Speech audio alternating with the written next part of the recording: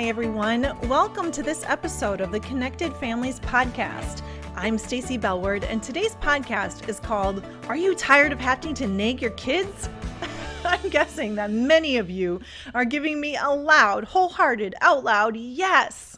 Well, in today's podcast, my colleagues Jim Jackson and Chad Hayenga and I are going to be talking about how and why nagging and arguing become the norm in so many of our families. We will also talk about our new online course called Less Arguing, More Wisdom, The Power of Questions for Parenting. The new online course has just been released and teaches parents how to cut down on the nagging and arguing in the home. So with that, let me welcome Jim and Chad. Hey, Jim, how you doing? I am well, Stacy. How are you? It's good to be with you again. It is. And hi, Chad. Hey, Stacy. How you doing? Doing great. Excited about this. I am too. We get to talk about the course that we spent a long time writing. Absolutely. And that's fun. If we're going to cut down on nagging and arguing in the home, is this a parenting thing or a marriage thing?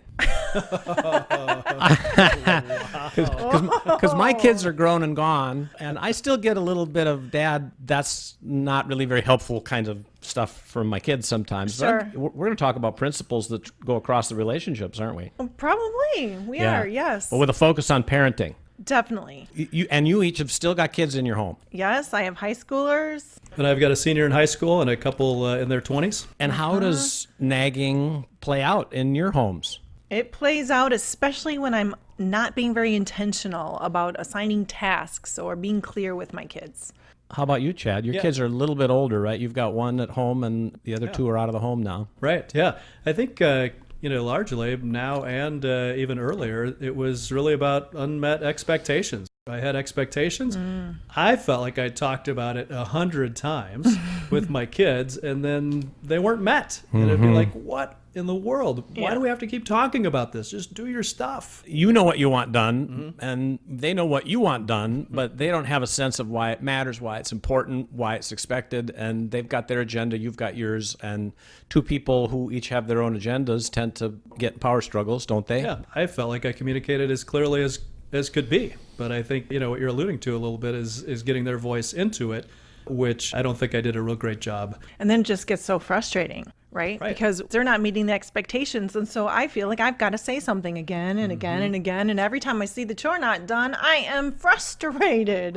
Right. Yeah. So you two teamed up and wrote a course to help parents through this common struggle that we hear from parents all the time they have about kids who won't do what I tell them to, about kids who resist chores, resist cleaning up, don't come for dinner when they're asked to come, seem to have their own agenda much of the time. You've found some ways as licensed coaches, Chad, you as a marriage and family therapist, I know, to help parents think about this in a whole new way, haven't you? We did. Because we know and we hear from parents all the time that this is a big deal. Yeah, and it's a big deal across the board in all sorts of activities. So you're talking school, you're talking chores, you're talking screens, you're talking relationships. We find through coaching lots of parents and then hearing other parents through other means, as well as our own experience. Yes, we find ourselves just in the middle of talk, and our kids are in essence going parent deaf because they can't hear anything that we're saying anymore. I remember giving a workshop one day and a mom raised her hand and she says, I am an expert at TED talking my kids to death. The 18-minute lecture with all of the rationale and all of the good sense. Stand right here on this little round circle carpet and give your talk. And what I think parents haven't learned is that there are very few children watching TED Talks. Right? Right. So we as parents often justify how we act based on our kids' inaction, based on their lack of understanding. But there's something else going on, isn't there, with parents? I know you two invite parents to start being thoughtful about what's going on under the surface. What are you thinking? What are you feeling? What are some things that you've heard parents say as they start to dig this deeper layer about the things they think, about the things they feel that keep them stuck in these nagging patterns? I think there's a sense of we let parents off the hook, and in essence we let ourselves off the hook a little bit in that we have good intentions for our kids. So it's not about this idea of us being bad parents. We've got good intentions. We want them to do the things, to grow up to be responsible, to be capable, take care of their things. And so I think that's a good starting point of going, hey, we've got good intentions, and that's important to recognize. I think that parents feel like they are being responsible when they nag, right? I've had moms say to me, if I don't nag, nothing gets done. So they're trying to make life work for their family and for their kids and be on top of all of the different things. That's a good intention. Yeah. Well, and I think I hear behind that a little bit of fear. Like if I don't do the thing that I always do to get stuff done, that it won't get done. So that's a near-term fear. But then there's this longer-term fear. Like what are these kids going to turn out to be like if I don't corral them into doing the right thing now? Right. Making sure they get their shower. What is going to happen if I don't nag and get that shower taken care of? Exactly. Yeah. Who's ever going to want to date my child if they don't shower? So, and I think behind that too, I think that fear and anxiety, when we're fearful and anxious as parents, we become controlling. And that's certainly true for me. I start kind of projecting this negative future on my child. How will they ever hold a job? How will they ever clean their house? How will they ever? And we just keep moving in that direction. And that drives, again, more of my nagging, more of my controlling, because I'm fearful that their future is not going to be the one that I have pictured for them. That's true. That hits to the heart. For sure. I think another thing that parents do as we're talking about their good intentions is they want to fix the problems. I think of that as a mom, right? The kitchen needs to be cleaned. That's kind of a problem right now. I need to get that fixed and get that done. And so as a mom, I just feel like I say this all the time with my friends, we're holding so many different plates. We're trying to get it all done and get it all done in a timely manner. And that can come out as nagging. Yeah, so you two both talk a lot, and I know my wife Lynn, as a parent coach, also talks a lot about some of the emerging brain science that's coming out that's helping parents understand what goes on in their own brains, but then as well in the brains of their kids when we get locked in these power struggles. Can you talk a little bit about that right now, and what are some important things to be aware of for parents that might help? There's lots of literature out there, so it's not about trying to just find this one piece, but I think the overarching theme is that nagging really does damage to relationships with our kids. It just puts us in this adversarial role instead of this supportive role. I think it's especially damaging to kids and our teenagers when they feel like we're just fighting through each day with their kids over homework, over the technology rules, over and over and over again. It really, I think, starts to develop, and we start to see it in the research, just this chasm of kids actually becoming less responsible because of nagging rather than more responsible. I like that. We use this image in the online course of tug of war. It becomes this pattern of interaction where, the parent is on one side and the child is on the other, and they're playing tug of war over the garbage, over feeding the dog, over cleaning their room. And so there's a lot of brain science around that, but that's what's going on as we nag. I hear this word damage. It's a scary word. We damage our kids. As I hear that as a parent, and I did some damage to my kids by way of kind of communicating a set of messages to them that really aren't aligned with God's truth for them, right? Yes. Like if I communicate a message to you that you're irresponsible, that you're a pain, that you're a problem, that you don't listen, then you start to embrace that as your identity. And I mean, that's a fashion of damage, isn't it? That's right. Hurting our children. It's keeping them from growing toward the identity and the purposes God desires for them.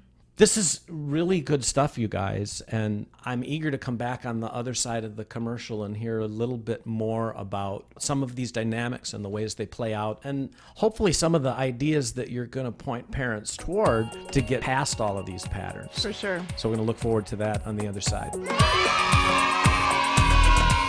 Hi friends, I'm Stacy Bellward, and with Chad Hayenga, wrote the Connected Families' new online course called Less Arguing, More Wisdom, The Power of Questions for Parenting. All the information and to register now for the 4-session online course is on our website, connectedfamilies.org. As a mom, I have nagged, I have lectured. It's so easy to do when we are just trying to make life work. But for the last few months, as I was working on this course, I'd tell friends about the project, and you know what they would say? I need that. It was funny. It was the same response every single time. We all want to cut down on the arguing in our houses. Well, Chad is a marriage and family therapist, and we are both certified coaches, and we've made a career of learning how to ask questions and listen. And you know what? We have practiced on our kids. We know how incredibly frustrating it is when you have to ask your kids 6 times to get their toys picked up. So we wrote this online course from our personal parenting experience because learning to ask questions really does shift the arguing and the nagging, and it brings a teamwork mentality to the family. We are excited to be releasing this course in the next few weeks. The Power of Questions online course is 4 sessions. It teaches you how to stop arguing with your child and cultivate wisdom by asking thoughtful and curious questions. In the course, we cover how to ask the right questions, when not to ask a question, how to have difficult conversations, what to do when kids respond defensively, or how to hold your kids responsible. You guys, the course is only $38. The 3 bonus videos are worth that. Chad put together a bonus video on walking kids through decision making. It's really, really good. There are also a bunch of extra resources like talking point scripts for talking through responsibilities with your kids. Each session is only 25 minutes, so the whole thing should take you just over 2 hours. The course is starting very soon, and you will see a change in your family. You can find all of the information on connectedfamilies.org. Go to our website and register today.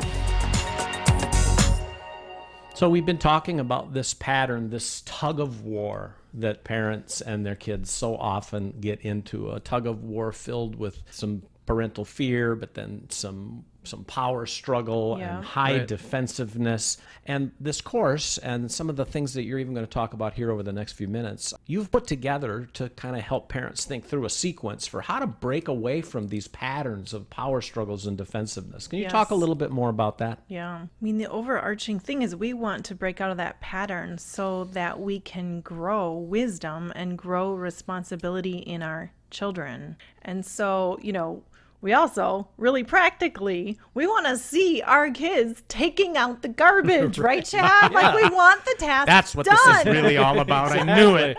Exactly. That is what we want.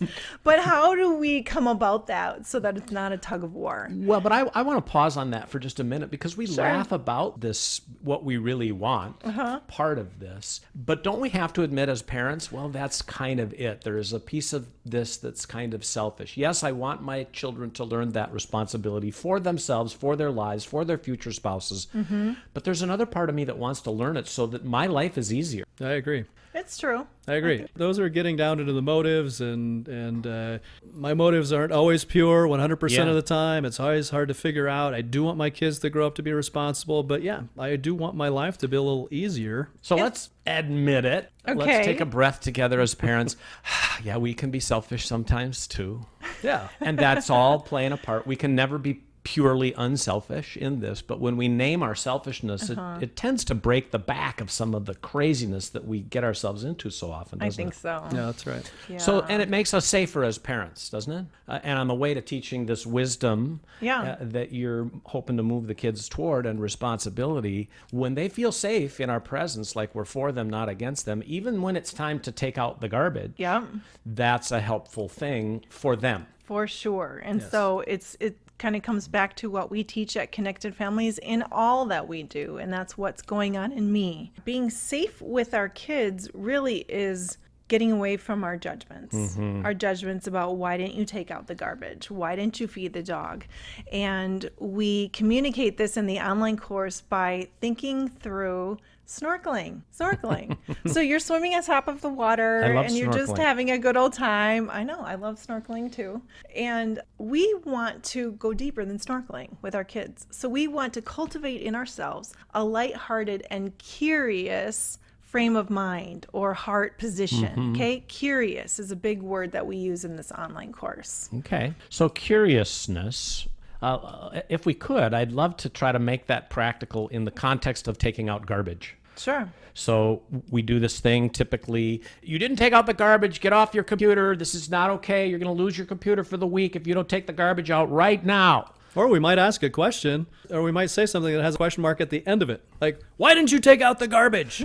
Right? Is that the kind of question you're talking about? No, I that is didn't not think the kind so. of questions Right, we but teach. that's the kind of question that we might go, well, I ask questions. I asked him why he didn't, and he said he didn't know. Yeah. Okay. Yeah. So again, in this, I'm snorkeling. I want to help my child learn to develop some wisdom about more than just doing what I say, because it's less painful than not doing what I say. Use a question. I'm your child. I'm preoccupied with something. I haven't taken out the garbage. You notice that I haven't taken out the garbage. What are some ways that you might use questions to help me own that responsibility rather than just respond out of fear or fight back because I want to win the power struggle? Right. Well, I want to ask that question from a lighthearted and a curious place, right? So I'm going down in the water and I want to discover what's going on in my child right now. And so from that place, we call that a safe place, a safe core of the conversation. I want to ask a question like, hey, what's been going on? How you doing? What have you been busy with in the last couple minutes? Okay, last so a question hour? that really has nothing to do about the garbage just yet, but just helps you learn and maybe get into my world a little bit. Yeah. Okay, cool. Right. Yeah. I like that kind That's of where I question. would You want to start. get in my world, what's going on? You want to understand what's going on with me. Yes. So that safe means that we're entering the conversation in a non-judgmental way. Okay. And then take out the garbage, or are there more questions? Yeah, and I think as we're kind of moving into another aspect of what we teach in the course about how to hold kids responsible, and I think this first part is getting myself under control, taking my own breath, believing accurate things about myself and my child. That's, again, it's just that core of being safe. My tone of voice is not judgmental, but then there are places and times where we need to hold our kids accountable, and we start thinking about responsibility. So from a safe core and a safe tone, we're talking about expectations. And there is a 4-step plan that we talk about in holding kids accountable. I just want to cover a couple of those pieces right here. The first one is, for parents, we determine what the expectations are, right? We don't ask our kids, what time do you think you should go to bed, 5-year-old, right? We say, hey, bedtime is this time, or back to the garbage. So garbage day is Wednesday.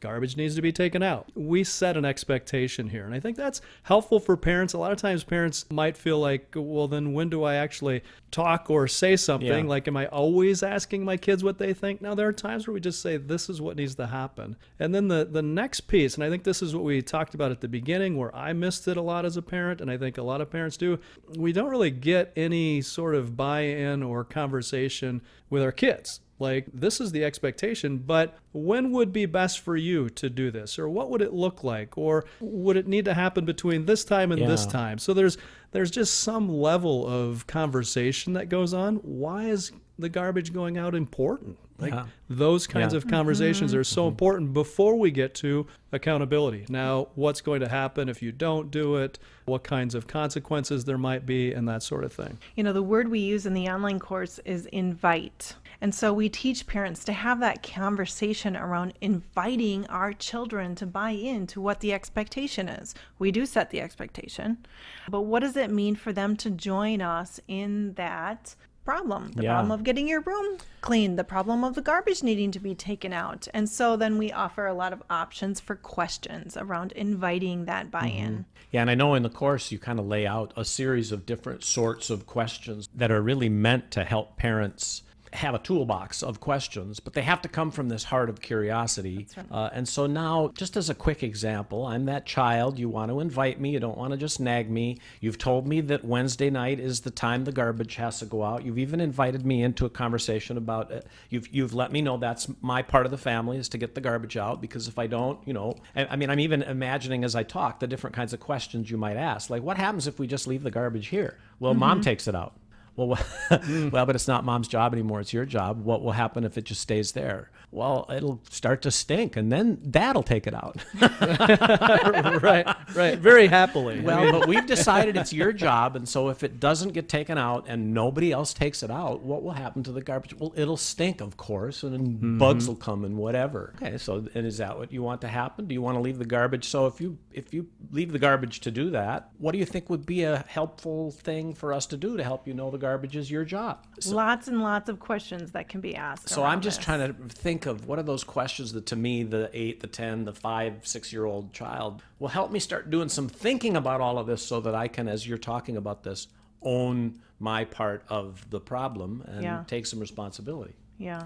What I like about the word invite is that we've set the expectation, but we invite them to have control on how they want to fulfill that task. So when do they want to do it? What time of day? Do they want to do it before dinner or after dinner? This kind of comes from the lighthearted and curious place, right? Yep. I'm releasing my control of having to have that task done exactly the way I want it done, exactly when I want it done, and the minute I say that it should be done. That sounds like such a relief. And I'm giving the kids some ownership. That's is. the buy-in that we talk through. Okay. Well, in this podcast, you've talked about the importance of understanding what's going on with us as the parents, learning to present ourselves as safely as we can to our kids. This idea of inviting our kids through true curious questions, like how are you thinking about this? Not just those trapping questions, or I don't even know what to call them, but what do they call those in the court of law? That kind of question. That's a leading question. Yes. The leading question, Your Honor. I'm getting you to answer so that you'll give the right answer so that we can prove that I'm right and you're wrong.